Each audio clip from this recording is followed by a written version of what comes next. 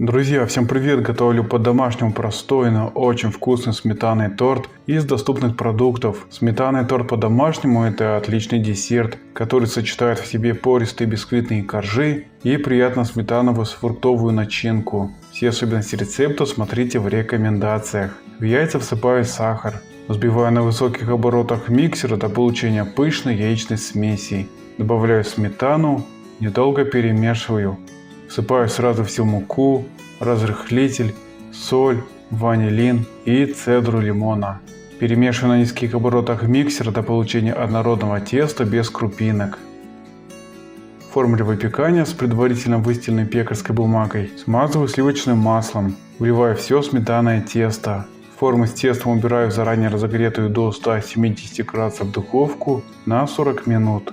Готовый бисквит доставляю на решетке до полного остывания, а затем убираю в холодильник для охлаждения. Для крема в сметану добавляю ванильный экстракт и сахарную пудру. Вымешиваю на средних оборотах миксера до получения стабильного крема, который устойчиво держится на лопастях миксера. Холодный бисквит из холодильника разрезаю на 2 бисквитных коржа.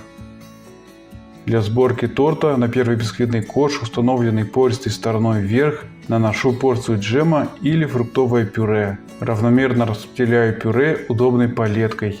Очень важно хорошо напитать корж фруктовой прослойкой, особенно по краям. Выкладываю половину крема. Распределяю крем палеткой по коржу, а при отсутствии палетки распределить джем и крем можно широким ножом. Друзья, буду благодарен, если поставите лайк на это видео и напишите комментарий. Любая ваша активность продвигает канал в рейтинге, а меня мотивирует публиковать больше проверенных и стабильных рецептов, которые я всегда тестирую на своей кухне. Закрываю крем вторым бисквитным коржом. Повторяя идентичные манипуляции, собираю торт. Крем, который вылез сбоку, выравниваю палеткой. Дополнительно украшаю по ободку торт клубникой и дробленными фисташками. Убираю торт в холодильник для стабилизации. Торт сметаны по-домашнему получился очень вкусный и ароматный. Обязательно приготовьте этот десерт и порадуйте себя и своих близких. Спасибо за подписку, лайки и комментарии, тем самым вы продвигаете канал.